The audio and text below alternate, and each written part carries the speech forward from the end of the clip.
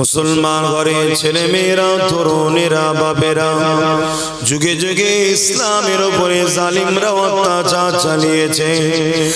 আজও নতুন করে পৃথিবী জুড়ে ইসলাম ও ইসলামের অনুসারীদের উপরে জালিমরা নতুন করে আবার অত্যাচার চালাতে লেগেছে।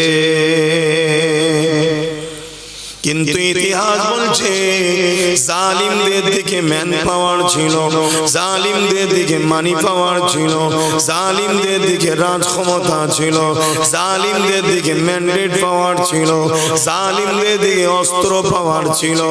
তথাপিও তারা মিটে গেছে, ঈমানদারের কাছে তারা পরাজিত হয়েছে। আজকেও দেখো বিশ্ব জুড়ে যারা জুলুম করছে তাদের হাতে রাজ ক্ষমতা। ঠিক বলছি না ভুল বলছি? আমেরিকা, ফ্রান্স আমার নবীর কার্টুন তৈরি করছে, কোরআনের বিরোধী করছে, করছে না করে না? আজকে আমার দেশ যাদের হাতে ক্ষমতা আছে দেখুন, তারা মক্কা মসজিদ মাদ্রাসার উপর জুলুম করছে না করে না? এক কথা বলে, এটা নতুন নয়, এটা যুগে যুগে ছিল। কারণ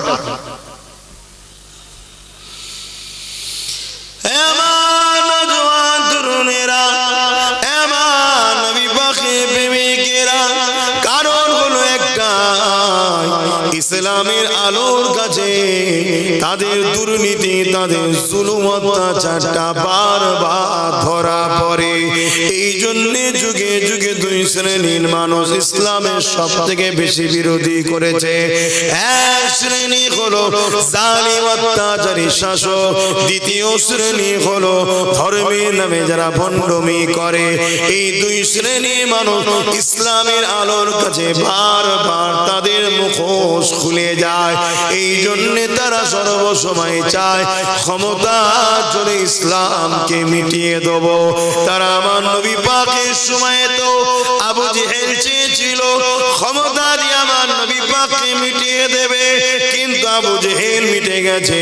আমার নবী পাক আজও রওজা মুবারকে হায়াতে তোমার আমার জন্য কাঁদতেছে। আজকে ওই আবু জেহেলের এই উত্তরসূরিরা নবীর দ্বীনকে মিটাতে চাইছে। নবীকে সেদিন মিটাতে চেয়েছিল, পারেনি, আজকে নবীর দ্বীনকে মিটাতে চাইছে।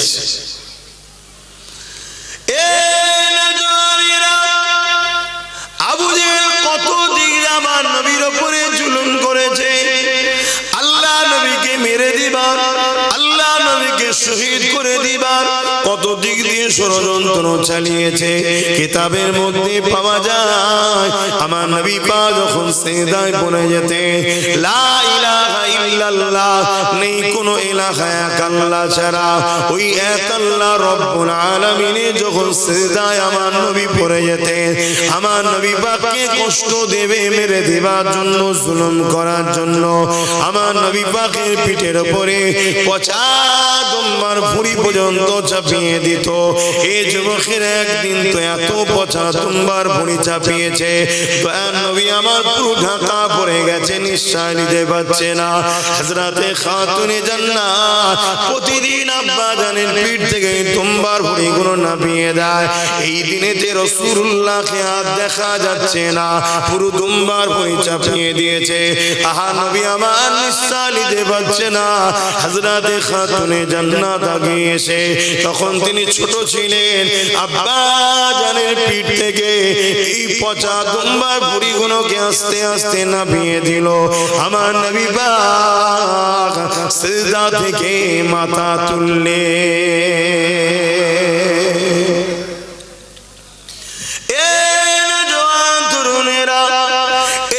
খাতুনে জান্নাত ছোট ছোট তখন তিনি ছিলেন, কচি কচি ছোট ছোট দুটো হাত নিয়ে কচি অন্তর কেঁদে উঠেছে বাপের কষ্ট দেখে। তাই তিনি আল্লাহ তাআলার পরে বদদুয়া করতে লেগেছে, আল্লাহ পাক আমার আব্বা জানকে যারা কষ্ট দেয় আল্লাহ আপনি তাদের উপরে আযাব দেন। আমার নবী পাক যে কথা শুনতে পেলেন খাতুনে জান্নাতের মুখে হাতটা দিয়ে বলতে লাগলেন, মা রে এই বদদুয়া তুমি করো না মা, কেন তুমি আমার শরীরের অংশ, তুমি আমি রাসূলুল্লাহ আমারই একটা টুকরো, নবী নূর খাতুনে জান্নাত নূর।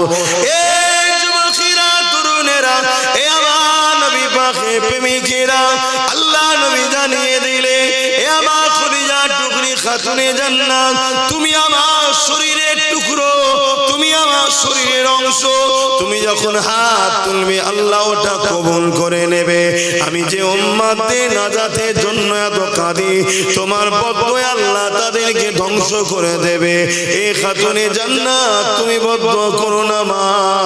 এই যুবকেরা তরুণেরা, আমার নবী পাককে যারা মারতে চেয়েছে আল্লাহ নবী তাদের জন্য ক্ষতি কামনা করেনি। কিন্তু বুঝাবার বিষয় হলো কত জুলুম করছে দেখুন, এটা নতুন নয়।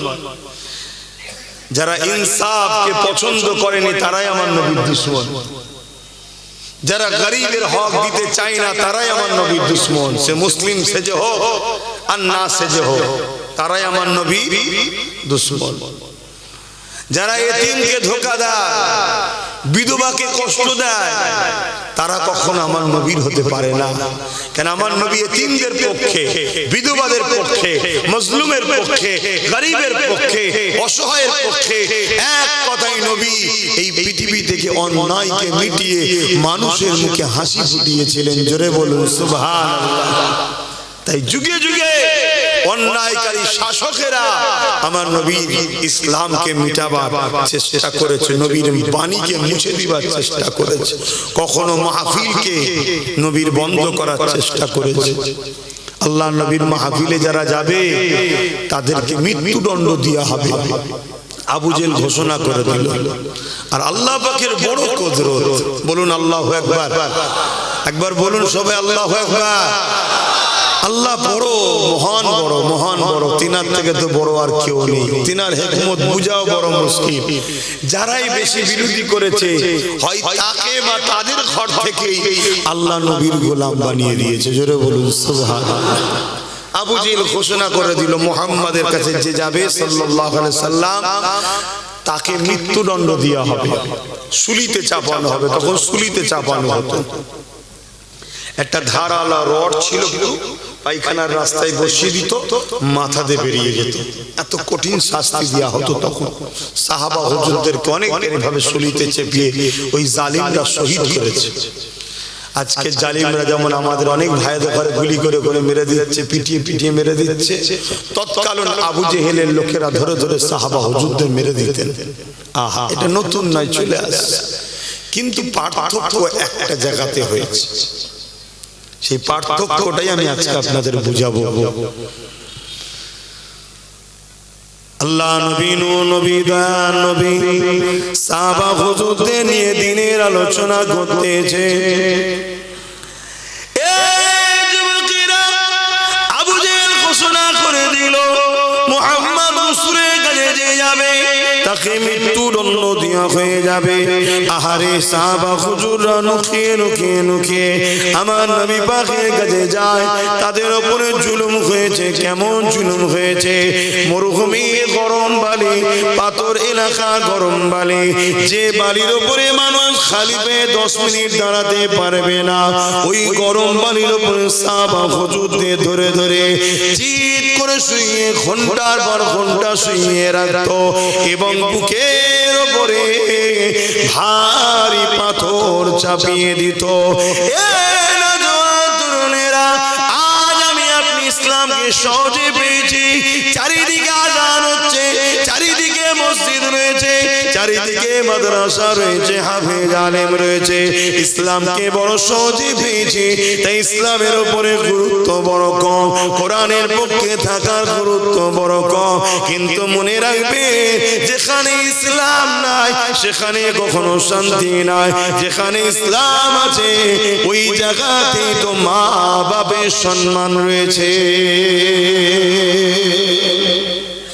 দেখুন না, যেখানে ইসলাম নাই সেখানে মা বাপ বেশিরভাগটা বৃদ্ধাশ্রমে, আর যেখানে ইসলাম আছে মানুষটা হয়তো ভ্যান চালিয়ে খায়, লেবারি করে খায়, দিন মজুরি করে খায়, ইমামতি করে খায়, পয়সা হয়তো কম হতে পারে, কিন্তু মাকে না দিয়ে নিজে খাই না কখনো। জোরে বলুন সুবহানাল্লাহ। কেন? ইসলাম আছে তাই। ইসলাম ওদেরকে শিখিয়েছে জাল জান্নাতু তাহতা আকদামুল উম্মাহাত, মায়ের পায়ের তলাতেই তো জান্নাত আছে। জোরে বলুন সুবহানাল্লাহ। আর বাপ হলো জান্নাতের দরজা। জোরে বলুন সুবহানাল্লাহ। তাই ইসলামকে মুছে দিবার বিরাট প্ল্যান চলছে, কিন্তু এটা আপনাদেরকে বলে দিই, ইসলামকে মুছে দিবার কোনো মা এমন সন্তান পয়দা করতে পারেনি আর পারবে না। কেন? ইসলামের হিফাজতের দায়িত্ব খোদ আল্লাহ নিয়েছে। জোরে বলুন সুবহানাল্লাহ। মুসলমান ছেলে মেয়েরা, তরুণেরা, তবে হ্যাঁ যারা মুছতে গেছে তাদের মধ্যে থেকে আল্লাহ ইসলামের ঝান্ডা ধরাবার লোক তৈরি করে দিয়েছে। সেই বিষয়ে একটা কথা বলি শোনে। আবু জেহেল ইসলামের চরম দুশমন ছিল, আমার নবী পাকের চরম দুশমন ছিল। আবু জেহেল চেয়েছিল আমার নবী পাককে মিটিয়ে দেবে, নবী পাকের দিনকে মিটিয়ে দেবে। তাই সে ঘোষণা করে দিল, মুহাম্মদ রাসূলের কাছে যে যাবে তাকে মৃত্যুদণ্ড দেওয়া হবে। আর এদিকে 1 তারিখে আল্লাহ নবী এক রাস্তা দিয়ে হেঁটে যায়, অপর দিক থেকে আবু জেহেলের ছেলে ইকরামা হেঁটে যেতে লেগেছে। হঠাৎ করে ইকরামা আমার নবী পাকের চেহারার দিকে যখনই নজর পড়েছে, আরে আমার নবী পাকের চেহারা তো সেই চেহারা যে চেহারার উপরে স্বয়ং আল্লাহ পাক নিজে কসম কেটেছে।